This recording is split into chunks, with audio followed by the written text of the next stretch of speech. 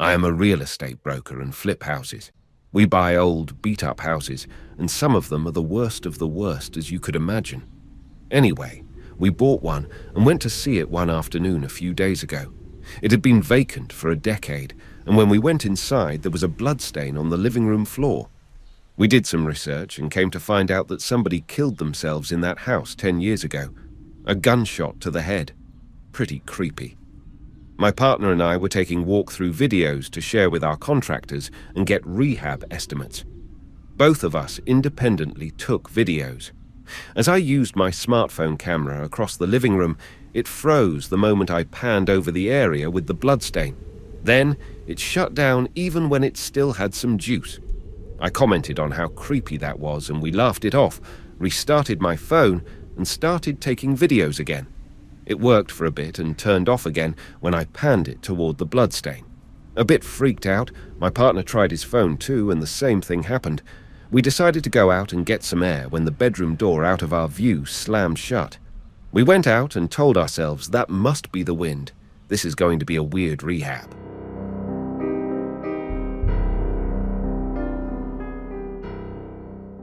This one is kind of creepy, but also somehow comforting.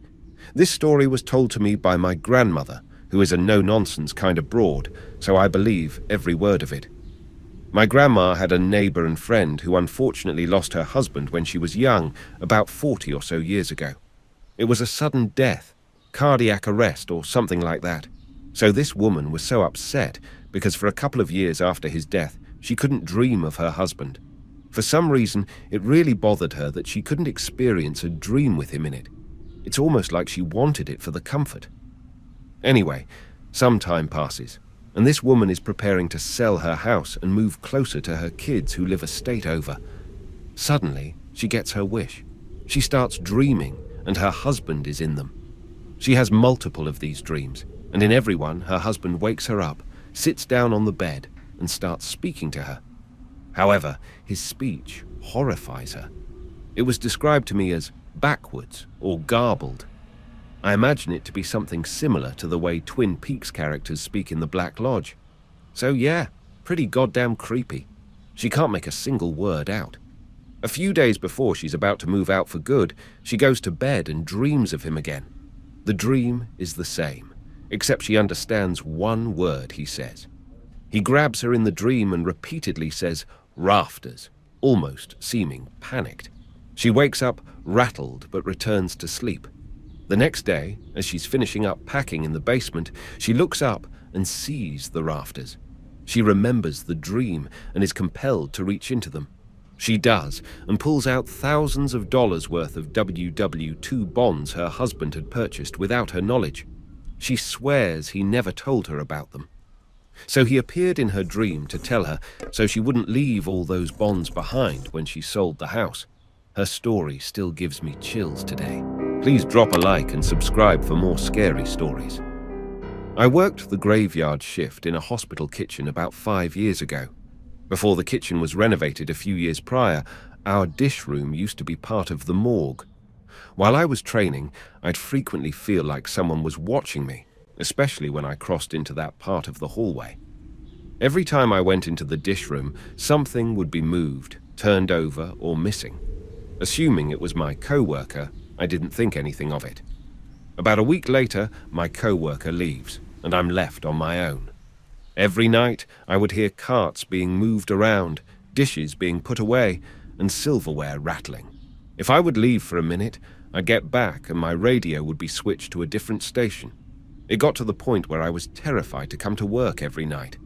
I called my old co-worker and told her what was going on, and then she very calmly said, "Oh yeah, I forgot to tell you about George." Apparently, George was a medical examiner who had a stroke and died while at work. He was in his 50s then, I was told. From then on, everything actually went quite well. I introduced myself to George and asked him to please keep it down. As long as I said hi to him as soon as I started work, he didn't seem to want to bother me anymore. It took us a little while to find a radio station we could agree on, but we worked harmoniously after that. When I left the job a year later, I made sure I told the girl that replaced me.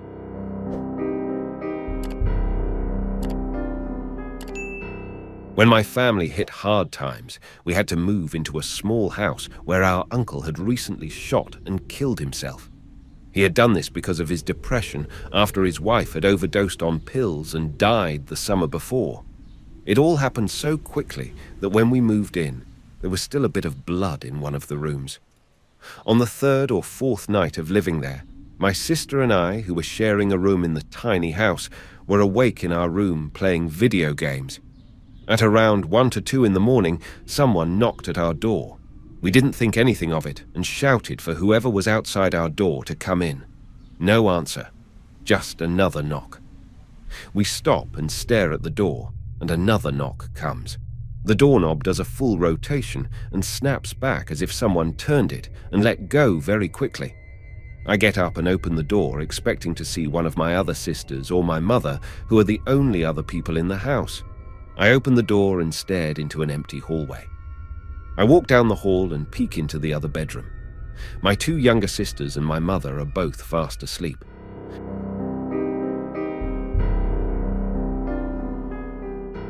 When I was 7, my father went on business out of state for a week. While away, he was involved in a car accident, which put him into a coma for almost a month. During that time, I would see flashes of him wandering around the house looking confused, and if he looked in my direction or someone walked around him, he wouldn't even react. Granted, these flashes were only 1 to 2 seconds tops, usually less. I would tell my mum every time I saw him, and she brushed it off as me missing my dad.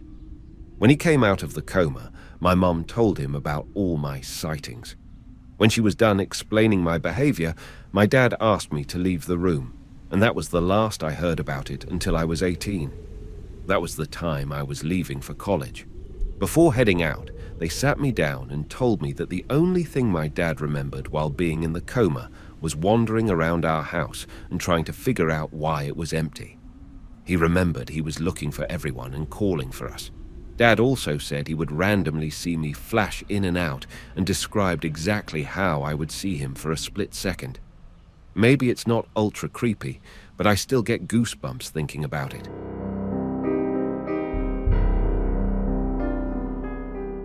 My friend and a few of his college buddies were going on a ghost hunt. They had heard about some graveyard where children murdered by their mother had been buried. The graveyard was located off the main road, so my friend parked his car on the side of the road, and the group of about 5 people got out and followed the small path through the woods for a couple of minutes to get to the graveyard. Once there, nothing exciting happened for the first 15 minutes or so, and they had tried everything the website or wherever they heard the story told them to do. No results. They got bored, and being typical inebriated college kids, started taunting the supposed ghost of the mother. This continued for a few minutes before they tired and decided to go back to the car as one of the girls had to go to the bathroom. Once they got back to the car, my friend, who was the sober driver, tried opening the handle without unlocking the car because he hadn't locked it in the first place.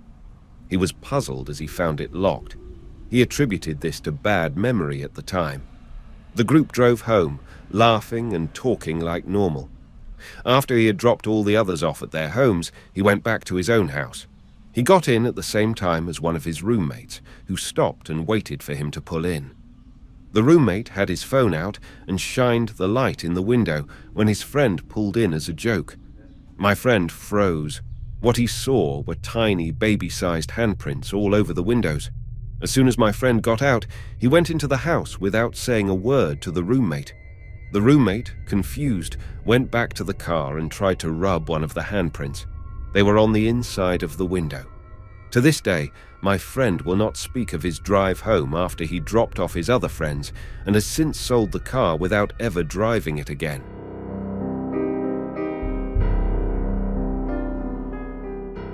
When I was very young, about 3 or 4, I remember having a friend named Ellie. Ellie lived with me, and I would play hide and seek with her in the backyard. She was a year older than me, and I remember she said she loved my mom, but she wouldn't stay long enough to meet her. My mom didn't believe I had a friend named Ellie. When I first told my mom about my friend, she got very pale and told me to stop and that she wasn't real. Well, one night, Ellie told me she had to leave and go far away, and so she did. I never heard from her again. Fast forward to when I was 16, and Mom told me that before I was born, I had a sister named Ellie. She had passed away due to some medical complications. My mom tells me that it was probably all a coincidence since a divorce was going on during that time, and I wanted a friend. But I still remember everything about Ellie, and I refuse to believe it was all pretend.